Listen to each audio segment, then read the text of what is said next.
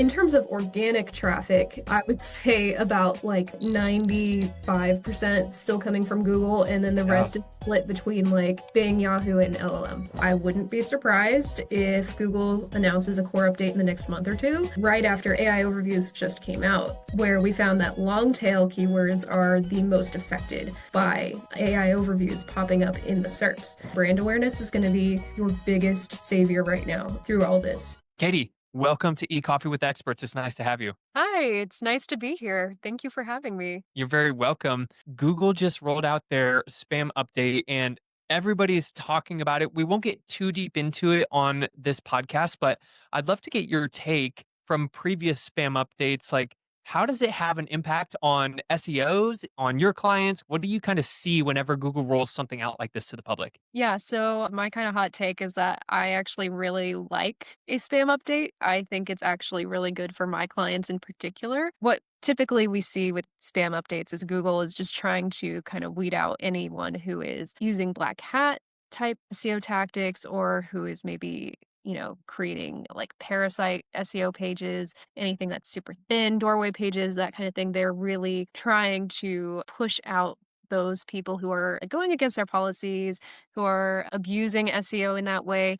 And because of that, and because I make sure that our clients are all following best practices, white hat service or white hat SEO, I typically actually see a bump, in the positive way, in visibility for our clients, like rankings, because some of that poor competition kind of gets knocked out of the way. So if we do see any impact from a spam update, it's generally positive. So I really like when spam updates Yeah. roll out. It's also just good for the general ecosystem of the internet. Like just as a user, not even as an SEO, like it's good to have those purges every now and then just to make sure that what we're looking at is actually quality. I will say a spam update usually is a herald for a core update. So I wouldn't be surprised if Google announces a core update in the next month or two, or even sooner than that. They usually kind of come one after the other. So Mm. be surprised if we see another one rolling out. And those are a little more tricky. So, Yeah. Yeah. yeah, I have much more complicated feelings about those because sometimes they're great for us and then sometimes they're not so great. And it just Mm. kind of depends on what they're hitting at in that particular rollout. But Yeah. yeah, those are my thoughts on that. Yeah, yeah. I appreciate you sharing that. And I was looking on X and Reddit, the SEO communities were just up in arms, not up in arms, but everybody has an opinion or a hot take on this. And what I noticed is the trend of a lot of smaller businesses or smaller agencies were saying like, why is Google making it harder for us to rank? Like, especially one of the updates was like AI generated content and providing value to the user. And they were saying like everybody's using AI, and not that Google is penalizing it necessarily, but they are getting more strict on like what's allowed, like what is the structure of the site. Obviously we can't have duplicate pages that are all kind of like leading to the same site. So it was just interesting to see the small businesses and the small agencies saying like, why are you making it harder for me a lot of the Yeah. times? Yeah. Yeah. Yeah, because like, I think ultimately Google's in the business of keeping people using Google, Mm. and so because of that, they wanna make sure that all of their users are having a really positive user experience, and so, yeah, they've outwardly said, like, they're not gonna penalize content written with AI as long as the content still kind of follows those EEAT guidelines, the expertise, experience, authoritativeness, trustworthiness, like, it still needs to provide, like, a level of originality, uniqueness, provide something to the users. It needs to answer a question or entertain or delight them in some way or fashion. If it doesn't, if it provides misinformation, if it, has like clearly like really spammy practices, that's going to be punished in the long run. All these black hat tactics, they may work for like a little bit, they may work for a month or 6 months or even a year, but it's not going to last. So, especially like Google rolls out updates literally every single day. They only announce the big ones. So when they're announcing like those big ones, they're really, doing like big purges to make sure that their SERPs are still as clean and pure and helpful to their users as possible, especially like as we're in this race against, or Google's in this race against AI search and all of these other competitors coming hot on their heels. And Google's still definitely the big dog. Like I would still do SEO for search engines over AI at this current time. But yeah, Google is definitely trying to ensure that their product is as quality as possible. Yeah. I mean, what would you say you're looking at your clients right now? Like, what percentage of traffic is coming from Google as opposed to LLMs? Do you have an idea? Yeah, so in terms of organic traffic, I would say about like 95% still coming from Google, and then the Yeah. rest is split between like Bing, Yahoo, and LLMs. It's still very, very minuscule. Honestly, we probably get more from Bing than from LLMs. We're still in the very early stages of like AI search. There are a lot of early adopters. There is a lot of rapid adoption. Like this is where we're going. We're just not quite there yet, but we are like in those very, very early stages of like seeing a definite like paradigm shift in the way users behave and gather information. Yeah. And I mean, we're talking about traffic, but that doesn't necessarily anymore lead to like click through rates and actual business for the business. So I'm curious, like, what are you doing or what are you seeing working for your clients? And I know you're in the home services industry. San Antonio is a very competitive market, especially in roofing, hail, all of that. What are you seeing for, best practices to show up on LLMs or answer engine optimization, I suppose? Yeah, so for really any like of the home services, and this is going to be the same for SEO, but like these are the things that really matter for AEO, GEO, whatever you want to call it. It's going to be like your reputation management, any of your citations, Angie, Yelp, Bing, places, like all of those little like citations factor in really heavily to how businesses are pulled into AI because AI isn't pulling directly from sources. They're not pulling from our website. They're pulling from a pooled amount of data that they're finding through like a home advisor or something like that. Some sort of like, I mean, we call them lead aggregators. They're finding them through those and looking at the ratings on there. So all of a sudden, these tactics that we didn't really think were super, super important for years or that have even been like really spammy for us in the past. Suddenly they're important again. And like we need to make sure that we have really good ratings on Angie and Home Advisor and Yelp. And a lot of our clients kind of rage against that because those platforms can be really exploitive of our clients and they can be kind of like bullies. Yeah. Towards our clients because just the way that they acquire leads and everything, but really like we've been partnered with Yelp for a while now, and like having that partnership has really helped us work with our clients and get our clients all situated on Yelp. My team in particular really focuses on building out really consistent citations across the board, and then also we really preach to our clients like the importance of having a culture of feedback for them and their customers because they need to be getting those reviews and acquiring like that positive influence, not just on Google reviews, but also on Facebook and all of those aggregate lead aggregators. Mm. It really is search everywhere optimization now. Not just Yeah. on not just on Yeah. different platforms, but different types of content that's being put out, right? It's not Yeah. just the content of the brand. Yeah. It's a factor of the content that's produced by the brand has to come from listening, query listening. Yeah. Yeah. Is That is was a your good talk segue. Yeah, yeah, that was your segue. talk at Brighton SEO 2024 in San Diego. Yeah. And I'm curious if you had to, first of all, can you tell us a little bit more about what was included in the talk? And then secondly, if you were to redo the same talk with the same title in 2025, I'm curious what you would change about it. Oh, yeah, that's a good question. So my talk was just about query listening, which is kind of what we call our version of like data mining GSC, Google Search Console. And what I really talked about was like how we really utilize regular expressions, regex searches inside of our clients' GSCs to identify the keywords that are getting impressions, that are getting clicks and driving people to the website that we might not necessarily even be attempting to rank for. So this is kind of how we developed our long tail keyword strategy.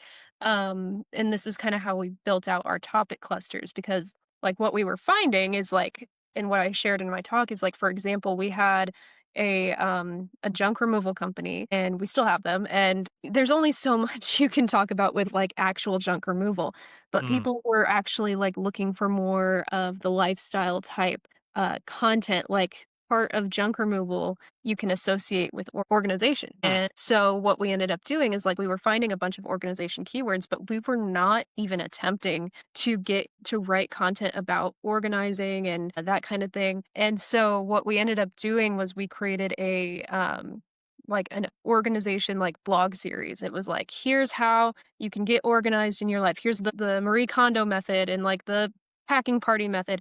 And that content absolutely took off. It is some of Nice. the most high performing content. It is the most high performing content on that website, and it does drive leads. The client was a little skeptical. He was like, this is not, we don't do organization. We don't, decorate closets or whatever. We just Right. junk and haul it away.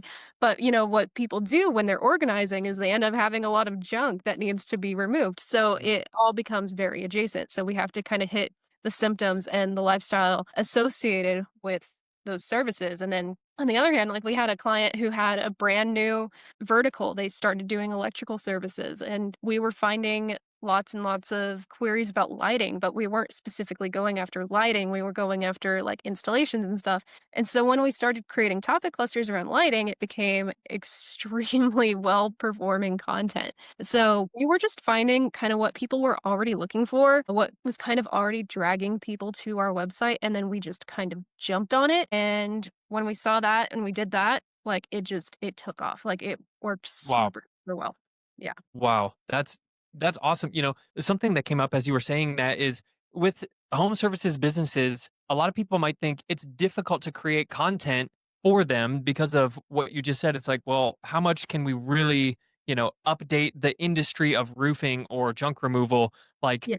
that is such a cool way to think of like what are adjacent topics that are happening. And you say you're doing that through Google Search Console. How else are you listening to the audience? Yeah, so it is a lot of actually doing very manual searches. Mm, And it sounds counterintuitive, but like literally, I will just change my location to wherever my client is, and I will like search some like basic root keywords like AC repair, and I find like related searches.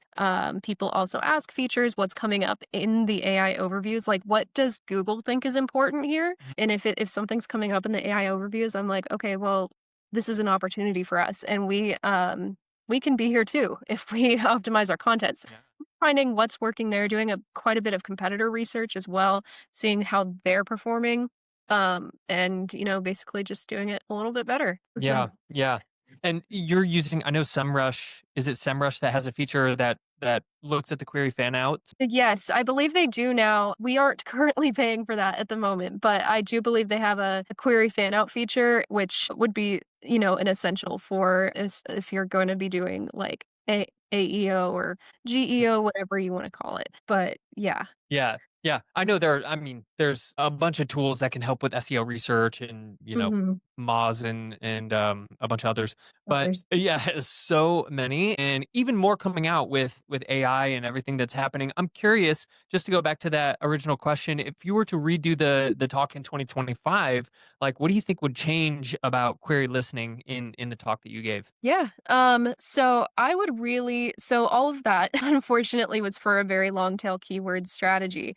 And what we're seeing the most, and I actually kind of did a study about this, like right after AI overviews just came out, where we found that long tail keywords are the most affected by AI overviews popping up in the SERPs. So our long tail strategy still does work. It does bring in quite a bit of traffic, but I would also advise and warn that the rise of zero click search is very, very real, Mm, especially with AI overviews, and to expect a loss in traffic and clicks. Like we're seeing it now. Our impressions never been higher. It's mhm, so great. But we're seeing those alligator graphs happening where impressions are going like straight up and to the right, but clicks are going down and to the right. So we're just seeing it like that gap widen and widen for zero click search. Like we have to advise our clients and tell them like, hey, brand awareness is going to be your biggest savior right now through all this. People knowing who you are, having billboards, having TV ads, anything, display ads, all around, just sharing the brand over and over as much as possible until we become like that recognized name, so that when they do see us popping up in the map pack or in AI overviews, they know us as a trusted source that they can go to because they've seen our brand everywhere. So we still want to show up in the AI overviews. We don't want to just be like, oh, we don't want to show up there because it's not, Yeah. clicking. Like, it is, like, if we're not there, somebody else is going to be. So True. we got to be there, and we True. also just have to work very, very closely with like our creative team and our paid media team and our account executives, just making sure that we are dialed in on a real strategy for brand awareness. Yeah. And you brought up the map pack, the what do you call it? The local 3-pack? Yeah, Is that what they yeah. yeah, Uh, same thing. Yeah, yeah. Especially in service-based businesses that are local, maybe some that have multiple geographical locations. Like the map is probably where a lot of focus goes because, yeah, that may be more toward the bottom of the funnel where people are actually looking like what's near me, especially if it's in more of like an emergency service, like plumbing repair, AC repair, right? Who can get to me the quickest, right? I'm curious what your take on digital PR is when it comes to brand awareness, and how are you thinking about scaling digital PR for local campaigns or for service-based businesses locally? I'm so glad you asked this, actually, because I have been working very hard on a digital PR program here at Leadhub. So, fun fact, my background is actually in PR. My degree was in mass communication, public relations from Texas Mm, State. Go Bobcats. And I really did kind of start out in the PR field, but then I ended up here, and I really I carried that with me, like, in the back of my mind, like, knowing PR is still so, so important for businesses. And honestly, now with AI, once again, we're seeing, like, it's so funny how cyclical SEO can be, because backlinks were like everything when SEO first started. Like, you needed hundreds and thousands of backlinks. Now, backlinks are really, really important again, but we're talking about quality backlinks. And so, carrying my background in PR with me, I really did start looking into ways we could kind of scale our digital PR strategy for our clients, because it is such an important part of SEO. And it's mhm. honestly one of the hardest parts of SEO.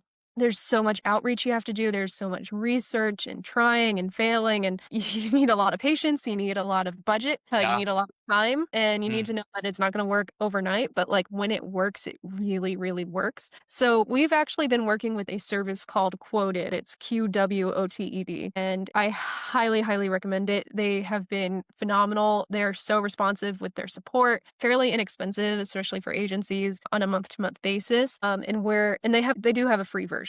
Basically, it just connects the media with the sources, which would be mhm.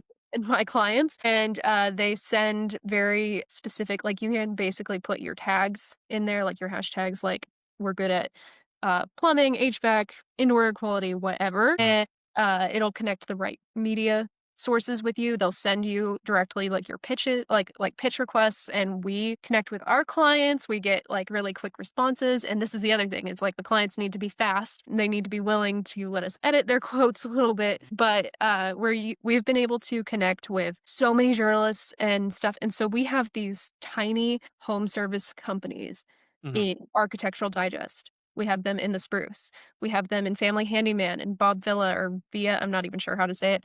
But like, this old house, we have them in these super like niche but highly regarded publications. And the combination of these publications having really high domain authorities, but also being contextually relevant to our client services. Like, the Spruce is all about homes. And so we have our clients who are in the home services showing up on a source like that. It has been phenomenal for our clients' domain authority themselves. It is Mhm. bringing them up so, so high. Like, this is the fastest I've seen domain authority grow for our clients, is like through this program. With circling back to the AI search, another thing that's important is those backlinks. And when we have them in those like really high quality sources, like, we are so much more likely to be shown. I've seen our clients improve domain authority by like 4, 6, 12 points in like less than a year. Oh my. And yeah, and so it's been a really, really great program for our clients. Quoted's not our only source for that. Like, there are other platforms out there similar. We look at Featured as well. That one's a little bit better for B2B. If that's kind of your jam, is back in its own way. There's also uh, SOS, which is Source of Sources, which was created by the original creator of Harrow, Peter Shankman, who is great, and he provides it for free every day. And it's Wow. really, really, really great. So, really utilizing like those platforms where the journalists come to you, it makes it a whole lot easier. And then like just obviously like networking with those journalists, getting on their good side, connecting with them on LinkedIn has been really helpful for me, or on X or Blue Sky or wherever they are. It's yeah, where you need to be. So, Wow.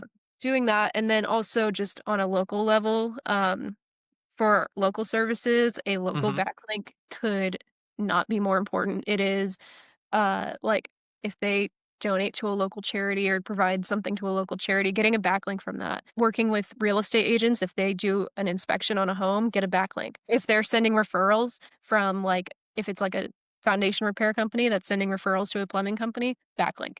Like all Nice. of that stuff, it's so, so important. Yeah, yeah. I love that, man. There's so much good stuff to go into. I'm curious, you said Harrow. I've heard mixed reviews on that whole, that whole angle of things, but it's cool to hear that from what you've seen is making a comeback. And then the other thing is you mentioned like backlink strategy in SEO. It's like one of the backbones. But I'm curious what you see with LLMs and AI. How important is it to have obviously high quality other than just DRDA like traffic, but we're also looking at local traffic. We're also looking at, is it indexed? Like how relevant is it with the number of occurrences for a certain keyword in the actual site? Yeah. There's a bunch of different parameters that you can look at for backlinks, but how important is it to have followed versus no follow versus, sponsored versus UGC? Like, is that still like the most important thing, or are LLMs kind of like seeing through that and they're just looking at more contextual relevance? Yeah, they can see through it right away. No Yeah. follow versus follow. Even in current SEO, that doesn't matter as much anymore. Definitely doesn't matter for AI. Mm. UGC is really important for AI. So Reddit, any sort of forum, Quora, type, content, that works really well for like the problem is it's really hard to do it organically. Yeah. Um, Yeah. that's kind of where I come back to like reputation management. Like if you have people on your local subreddit being like, I need a plumber, and then somebody's like, oh, you should definitely go with this plumber. Uh, that's great. And even if it's a mention and not a backlink, that's still really good. Hmm. Or because AI can like they can read through it. They can see and understand way better than, the algorithm that Google has. Google's algorithm is extremely sophisticated. It does work with mentions as well, but that backlink is still ever very very very important. And it's important for AI too, but like we can see like a sophistication in how it's perceiving data. Hmm. So yeah, definitely. I forget what the fourth one you said was, but UGC, do follow, no follow. It can see And through all of it. sponsored. Yeah. I Sponsored. mean, yeah. Yeah. To Google, and I bring this up because in the spam update they were talking about what spam links are, Mhm. and it was cool to see that Google actually acknowledged that like buying and selling links and like link trading is they literally said it. They're like, we acknowledge that this is a normal part of the economy, the digital economy, the SEO space. So they said we're not going to harm people that are using purchase links or like are white labeling or anything like that. We just ask that they are appropriately tagged. And they said you can use no follow and sponsored in the same way, but they preferred sponsored as opposed to no follow. But Yeah, yeah. Google's always been about, like, the transparency of the content, that also helps them, rank things.